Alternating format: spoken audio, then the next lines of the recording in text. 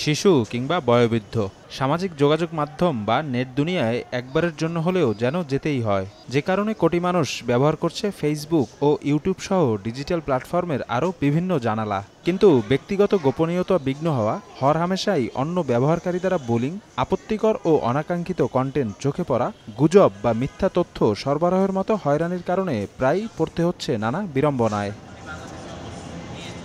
ব্যবহারকারীদের অনেকে বলছেন, নৈতিকতার দেয়াল ভেঙে এসব প্ল্যাটফর্ম তৈরি করছে সামাজিক বিশৃঙ্খলা। চাইলেই কটু কথা বলতে পারতেছে, গালি দিতে পারতেছে। আমি আমার একটা মতামত প্রকাশ করলাম, সেখানে আরেকজন এসে উল্টাপাল্টা কথা বলে গেল। একজন মানুষকে আসলে ডিমোটিভেট করার জন্য সোশ্যাল মিডিয়া অনেক বেশি কার্যকরী একটা প্ল্যাটফর্ম। সোশ্যাল মিডিয়াটাকে আমরা যেভাবে সহজলভ্য করে ফেলেছি এবং যেভাবে ব্যক্তিগত আক্রমণগুলো হচ্ছে, এবং আমরা যে ধরে নিচ্ছি যে আমরা বাস্তব জীবনে যাকে আমরা কখনো রিচ করতে পারবো না, তাকে সোশ্যাল মিডিয়াটাকে আমরা বুলিং করব, এই বিষয়গুলো কিন্তু প্রতিনিয়তই হচ্ছে। এবং একই সাথে যে আমরা কোনো একটা ইস্যুকে কেন্দ্র করে যে মানুষকে তার সত্যতা যাচাই না করেই যে আমরা তাকে বুলিং করা, তাকে হ্যারাস করা, এই বিষয়গুলো কিন্তু সোশ্যাল মিডিয়ার হরহামেশাই হচ্ছে। আমাদের বাচ্চাদের উপযোগী যদি কোনো প্ল্যাটফর্ম তৈরি করা হয় সত্যি, তাইলে অনেক ভালো হতো। তাইলে হয়তো আমরা যারা গার্জিয়ান আছি আমরা অনেকটা নিজেদেরকে নিরাপদ মনে করতাম। বিকল্প আসাই উচিত এবং আমার মনে হয় যে এখন চাহিদা মানুষের এটা। এ অবস্থায় নেটিজেনদের সুরক্ষা নিশ্চিত করতে একদল তরুণ উদ্যোক্তা নিয়ে এসেছেন ফেসবুকের মতোই সামাজিক যোগাযোগ মাধ্যম হিকমা।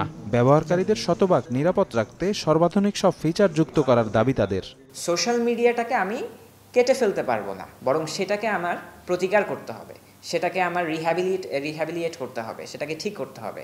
তো সেটা নিয়ে আমরা কাজ করছি যে এমন একটা প্ল্যাটফর্ম হবে, এমন একটা সোশ্যালাইজেশন প্ল্যাটফর্ম হবে যেখানে মানুষ পজিটিভলি সোশ্যালাইজ করবে, যেখানে একজন আরেকজনের পিছে লেগে থাকা, হ্যারাসমেন্টের শিকার হওয়া, মানহানির ঘটনা ঘটা, গুজবে ছড়িয়ে যাওয়া, একটা গুজব আর একটা গুজবে ছড়িয়ে যাবে, এইটা যেন না হয়, সেইটার ব্যাপারে আমরা কনফিডেন্ট ইনশাল্লাহ। আর ইউটিউবের মতো ভিডিও শেয়ারিং প্ল্যাটফর্ম মেহফিল, নৈতিকতার পর্দাভেদ করে এমন কোনো কন্টেন্ট পাওয়া যাবে না সেখানে। এছাড়া শিশুদের নিরাপদ সাইবার জগৎ উপহার দিতে তৈরি হয়েছে কাফ কিডস, যেখানে চাইলেও অনাকাঙ্ক্ষিত কোনো কন্টেন্ট দেখার সুযোগ রাখা হয়নি। ভিডিও আমাদের দেখতেই হয়, তো সে জায়গা থেকে আমাদের কনসার্ন ছিল যে এমন একটা সুস্থ প্ল্যাটফর্ম আমরা করি যেখানে অ্যাটলিস্ট সে ভিডিও কনজিউম করুক, বাট সে তার নৈতিকতা থেকে যেন দূরে সরে না যায়। হাফ কিডস মূলত বাচ্চাদের অনলাইনে যত ধরনের সাপোর্ট প্রয়োজন হয়, শুধুমাত্র বাচ্চারা না, বাচ্চাদের বাবা মা সহ, এটা কিডস এবং প্যারেন্টস দুটোই সেগমেন্টকেই আমরা কভার করার চেষ্টা করতেছি, পুরো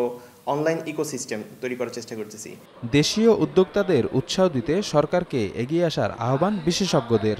বর্তমানে ফেসবুক, ইউটিউব ইত্যাদি সোশ্যাল মিডিয়ার যে জিনিসগুলো আছে, এগুলো ব্যবহারকারী দিনে দিনে বাড়ছে, এবং সবচেয়ে ভয়ের ব্যাপার যে এগুলোর কন্টেন্টগুলো ওয়েল মডারেটেড না। যারা অ্যাপ তৈরি করছেন তাদের প্রথম কনসার্ন হবে বা প্রথম স্টেপ হবে যে কোনো একটা কন্টেন্ট নিয়ে এই সমস্ত স্ট্রং টুলসগুলোকে প্রপারলি ইউটিলাইজ করে যেন ওনারা ডিটেকশন মেকানিজমটা স্ট্রং করতে পারে। সরকারি নীতিমালাগুলো একটু সহজ এবং ফ্রেন্ডলি হওয়া উচিত, কারণ আমাদের এখন আর্টিফিশিয়াল ইন্টেলিজেন্সের যুগ, এবং সেখানে কিন্তু বাংলা একটা লার্জ ল্যাঙ্গুয়েজ, এই এলএলএম বা লার্জ ল্যাঙ্গুয়েজ মডেল ব্যবহার করে অনেক অ্যাপ্লিকেশন কিন্তু আমরা চিন্তা করতে পারি। কিন্তু এই যে সরকারি উদ্যোগ বা সরকারি নীতিমালার কারণে যদি এগুলো বন্ধ হয়ে যায় বা আটকে যায়, সেটা অবশ্যই একটা দুঃখজনক ব্যাপার হবে। বাংলাদেশের একাধিক প্রতিষ্ঠান নানা রকম ডিজিটাল প্ল্যাটফর্ম তৈরির কাজ করছে, যা ইতোমধ্যে জনপ্রিয় হতে শুরু করছে ব্যবহারকারীদের মাঝে।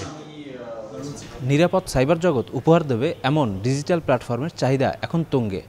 প্রচলিত মাধ্যমগুলো যখন ব্যবহারকারীদের তিক্ত অভিজ্ঞতার কারণ হয়ে দাঁড়িয়েছে, তখন আশার সঞ্চার করছে বাংলাদেশের উদ্যোক্তারা।